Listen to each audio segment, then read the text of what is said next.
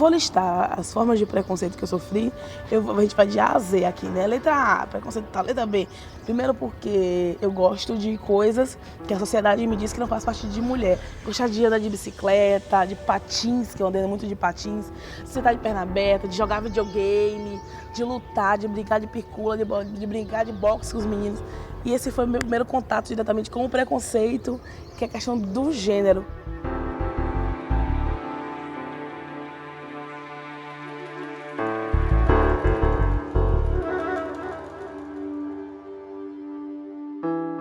Na escola, por eu ser um dos únicos a fazer teatro, arte em geral, eu era considerado assim homossexual, eu era gay, né? O gay da escola. E então quando eu passava pelo corredor da escola, sempre me apontava, viadinho, e aquilo ia me inflando assim, né? Sou hiperativo e tinha um certo déficit de atenção, então era um pouco agressivo às vezes. Acabei brigando com uma menina e, enfim, por já estar meio que de saco cheio de tanto ouvir, é negro, neguinho, viado e tudo mais, e faz teatro.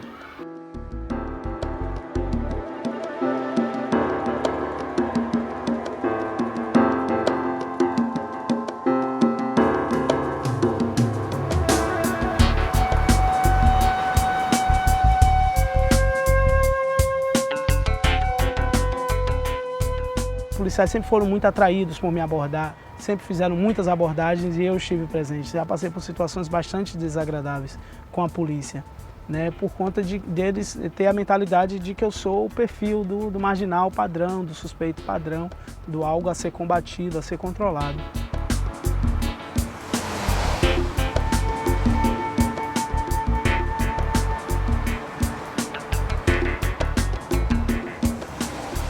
O público do sistema prisional é majoritariamente jovens, negros e negras, com baixa escolaridade e que estão ali por conta do tráfico de drogas, entendeu? Essa é a realidade do sistema prisional. Agora, a maior pena para mim do sistema prisional é o racismo, é o sexismo. É uma violência na medida que a revista é vexatória. A gente fala, as mulheres estão abandonadas, ninguém vai visitar as mulheres, mas qual é a jovem que vai querer ver sua mãe tendo que agachar 3 vezes de frente e de costa para abrir o ânus e a vagina para ver se tem entorpecente ali dentro?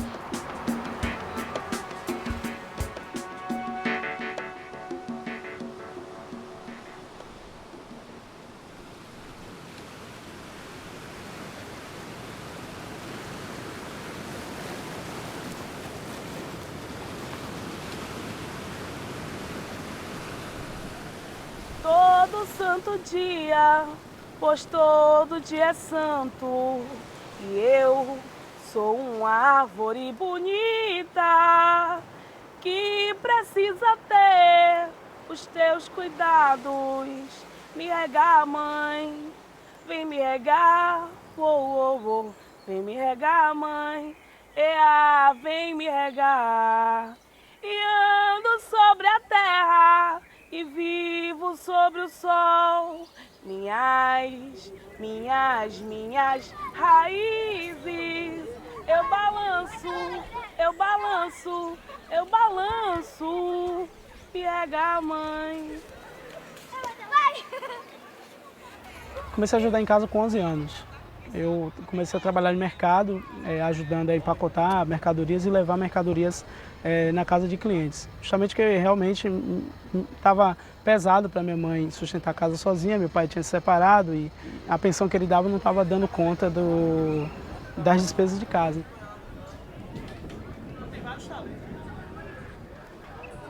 Eu não me identificava muito com a escola, eu me interessava mais pelo que estava na rua, pelo conteúdo das ruas, do que pelo conteúdo da escola, porque eu não conseguia ver o quanto a educação que era dada na escola era importante para mim. Eu entro para a Fundação Cidade Mãe, tomo um curso de informática. Desse curso eu sou convidado a participar de uma seleção na Cipó Comunicação Interativa e daí em diante eu começo minha carreira na atuação no movimento social, no terceiro setor. Passei a ser educador do Agente Jovem. Em 2008 eu fui educador do ProJovem. Hoje eu faço faculdade de Direito na Universidade Católica de Salvador, estou no 5º semestre. A população negra precisa ter referências, precisam ter pessoas que consigam desenvolver atividades consideradas de destaque na sociedade para que a gente possa incentivar também os que estão chegando.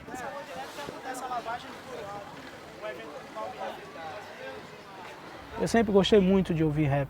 Desde 1996 eu escuto rap. Então, as letras dos Racionais MCs, MVB, o Facção Central, tudo isso vai abrindo a mente, vai aguçando o senso crítico. E aí isso se juntou às informações que eu tive nessa instituição, na Fundação Cidade Mãe, e formou um cidadão indignado, revoltado. Você lembra de alguma letra desse momento? Um pedacinho? Lembro. Pode dar um exemplo? Tem uma letra que fala assim: racistas ou otários, nos deixem em paz, pois nossas comunidades já não aguentam mais. Temos o direito de sobreviver, vocês não são melhores do que nós também somos cidadãos. Estamos aqui para ganhar, estamos aqui para lutar. Revolta do Buzu, estamos lá na área. 1, 2, 3, 4, 5 mil, abaixa a tarifa ou paramos o Brasil. 1, 2, 3, 4, 5 mil, abaixa a tarifa ou paramos o Brasil. Então a revolta do Buzu durou um período de cerca de 4 meses de mobilização, de efervescência política aqui na cidade. Foi um movimento muito bem sucedido, formou muita gente. Hoje, na verdade, a maioria dos dirigentes das organizações de juventude passaram pela revolta do Buzu, então foi uma grande escola. Sonho em pagar, entendeu? Só queremos que abaixe a tarifa.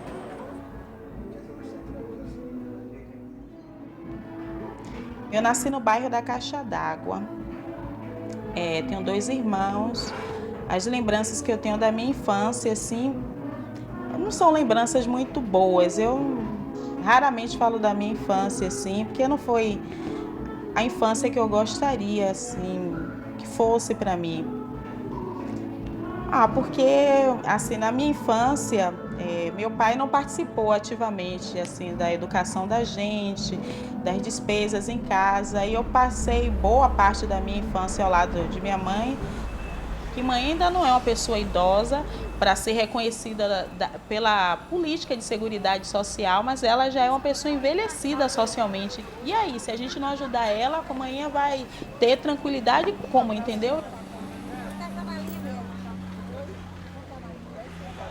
Minha parte de conscientização política foi muito folclórica. Eu comecei a achar que negro era lindo, aí comecei a botar trança, mas não porque trança estivesse associado a uma consciência política, mas sim porque estava na moda, eu não queria, cuidar do meu cabelo, achar ele bonito, sendo natural, aí eu coloquei trança naquele período.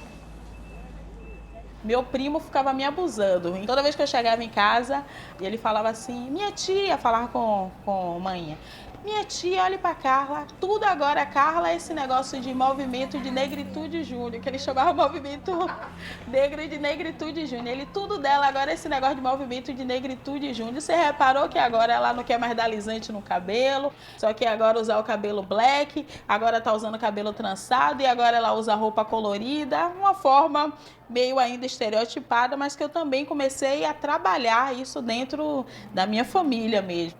E aí pronto, passou o tempo, saiu o resultado e eu fui selecionada no Instituto Steve Biko. E aí sim, eu comecei a mudar a minha postura.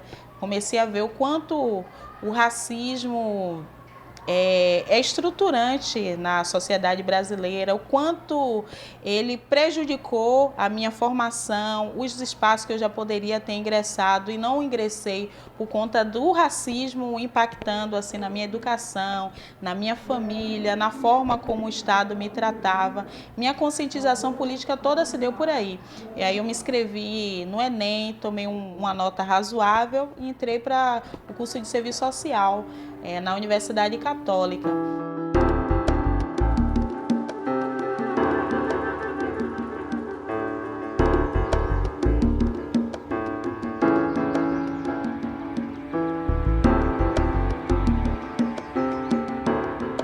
Primeira parte da minha infância que eu tenho boas recordações, assim, é em Campinas de Pirajá, que é próximo de São Caetano, que é onde eu moro atualmente, né?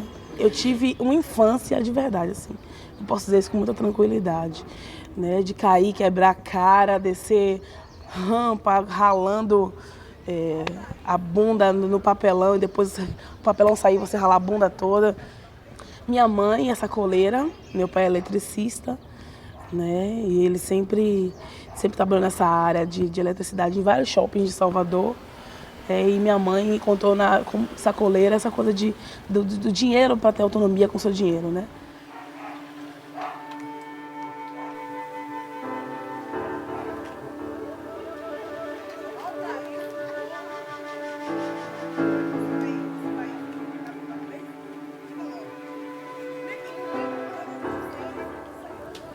E trabalhar, você começou a trabalhar com que idade? Trabalhar...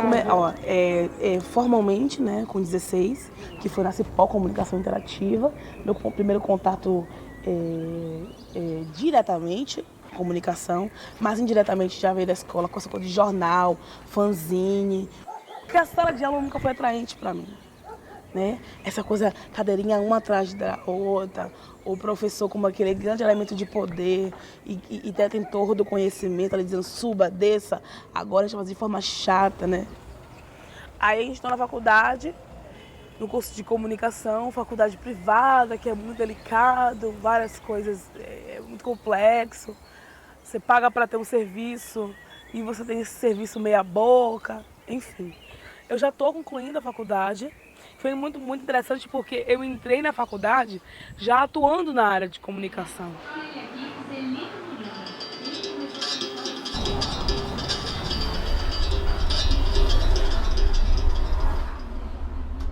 A minha família é assim. O meu pai vem de Rio Real, né? Acho que fica ali perto de Esplanada e tudo mais. E minha mãe vem de Valença. Hoje em dia é roça, mas antigamente era quilombo. Então são quilombos onde grande parte da população é negra. Aqui ela encontra meu pai, né? E me tem.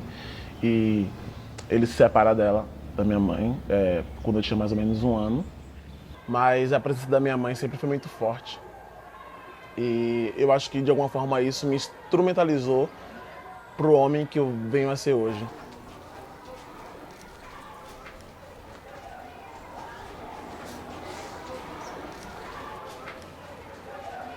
Principalmente os jovens de periferia, eles não são atingidos pela escola. A escola é uma escola velha, ultrapassada, né?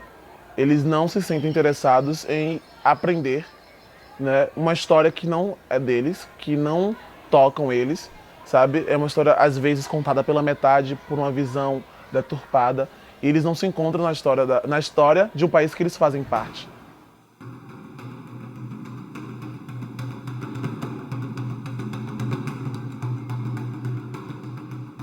Além da escola, em paralelo, eu falei, não, tem que fazer outras coisas. Eu quero fazer teatro, vou galgar e procurar onde eu posso fazer isso. Estava um embrião do projeto Pontos de Cultura de Capoeira de Malícia.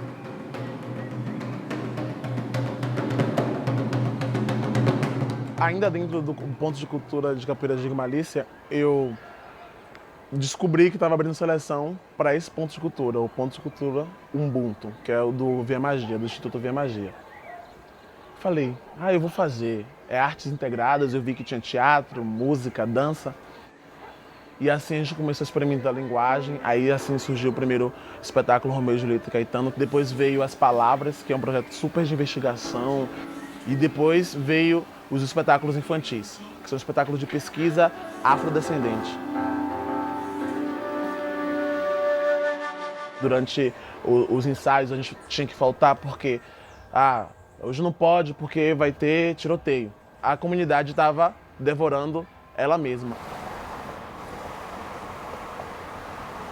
Eu lembro de uma vez que eu estava trabalhando em um condomínio de uma zona nobre aqui da cidade, como ajudante de jardineiro, né, ajudando um colega. E aí, por conta da função, eu estava entrando e saindo muito do prédio e tal. E aí uma moradora, desconfiada, chamou a polícia. E a polícia logo atendeu ao chamado de uma moradora da Zona Nobre. E aí a polícia chegou de maneira muito truculenta, muito violenta, me jogou no chão, me revistou, quase que ia me algemar, me botou em uma situação totalmente constrangedora. E todos os moradores olhando, né? Tipo, como espectadores mesmo, torcendo para que ali houvesse realmente algum tipo de atividade delituosa. E o delito, na verdade, parece que era eu ser negro. Eu não me encaixo na sociedade. Pela minha cor, pelo meu cabelo, pelo meu corpo. pelo meu bolso, eu vou me encaixar por alguma coisa, né? Eu preciso me encaixar por algo para as pessoas me aceitarem. E aí o gordo sempre é aquela figura do engraçadinho, do legal, do que fala bem, kkkkkk. E esse é o lugar que nos cabe. Então quando você percebe que você não precisa mais fazer piada para as pessoas rirem, para te aceitarem, é porque você está num outro lugar de entender o que você é, para onde você vai e o que você quer na sua vida.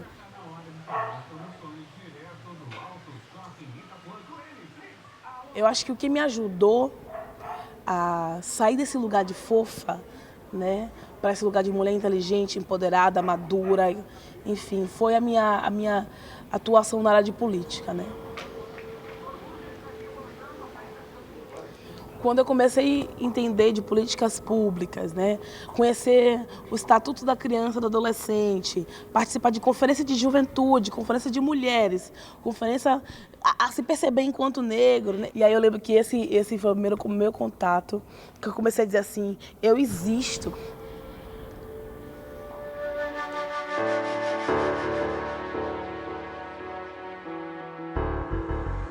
Mas até hoje, né, às vezes a gente passa, eu tô andando na rua, mas eu tô de mochila.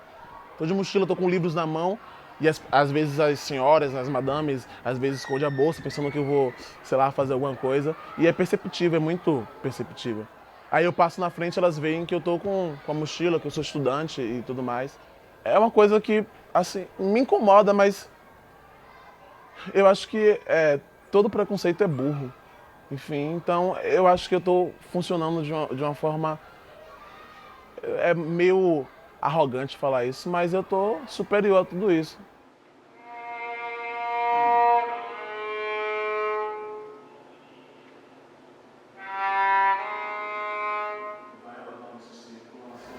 Recentemente entrei na universidade, estou no primeiro módulo, no primeiro semestre, e é uma experiência totalmente incrível. E na verdade eu tenho trabalhado muito com a coisa da dança-teatro.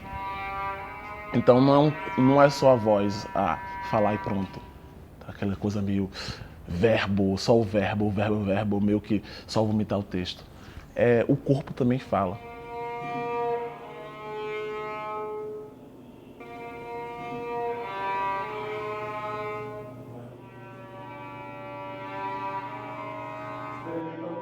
A ideia é também levar o clássico, né, para a comunidade, que de certa forma não tem acesso, e eles querem ter acesso. Eu percebo, eu vejo isso, por uma questão de estar dentro também da comunidade. E então eu pensei, e como espaços alternativos, eu penso que eu posso levar sei lá, um centro de cultura, uma associação de moradores, e as mulheres do bairro dialogar com essas mulheres clássicas. Se eu me vejo, se eu me reconheço, se eu não me reconheço, não, essa mulher eu não sou de jeito nenhum. Enfim, e os homens também em formação, e os homens já formados também descobrirem qual o papel deles na sociedade. É uma discussão. O racismo está no DNA das instituições responsáveis pela segurança pública do nosso país. Então, nossa missão no Conselho Nacional de Segurança Pública é discutir essa questão do racismo na segurança pública e dizer o quanto que isso influencia no direito à vida e o direito à liberdade da população negra, sobretudo a juventude negra.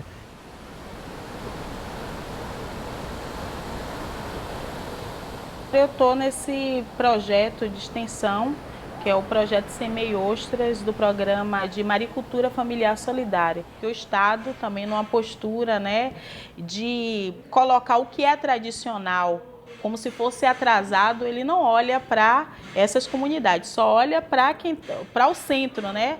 Para o lado urbano, para Salvador, para a região metropolitana. E as comunidades ficam lá, só se colocando como usuária das políticas sociais, entendeu? Eu quero bolsa isso, bolsa aquilo, bolsa acolá, entendeu? Sem ter uma instrumentalização necessária para dizer, esse território é nosso, entendeu? A gente quer ser reconhecida como comunidade tradicional.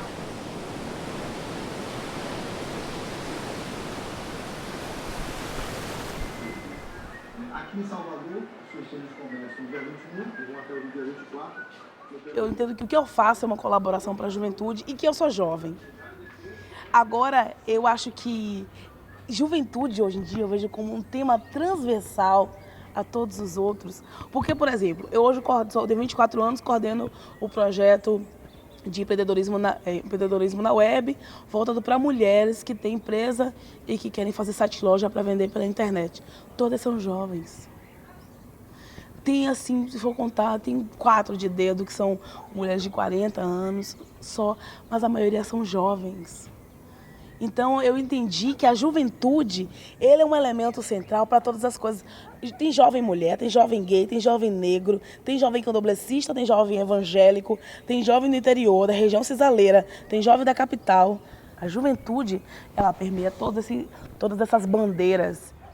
Eu acho que o ProJovem está entre as políticas de juventude que consegue alcançar o público mais vulnerável, que é o jovem que completou os 18 anos, mas não está com o ensino fundamental completo e que, via de regra, era o jovem que os projetos sociais não aceitavam. Eu acho as políticas ainda muito fragmentadas, elas precisam ter uma continuidade até para dar conta das especificidades de algumas juventudes, exemplo da juventude negra. O aspecto negativo desse processo é porque, tendo em vista a demanda de políticas públicas de juventude, a gente não consegue perceber o resultado na prática, na ponta. A gente não consegue ainda ver a juventude brasileira tendo seus direitos garantidos. Pensar política para a juventude é pensar escola. O que essas escolas estão fazendo? Que jovem é esse que essa escola está formando?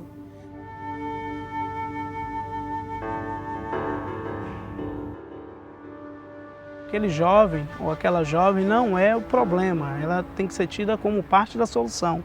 Então, tem que ser uma juventude que seja cada vez mais instigada a participar dos processos políticos. E o jovem, ele tem em si essa demanda, tem em si esse desejo de mudar a realidade, de interagir, de transformar. A gente só precisa de oportunidade, né? Seja para fazer cinema, seja para fazer teatro, música, ser professor de matemática, enfim, o que for.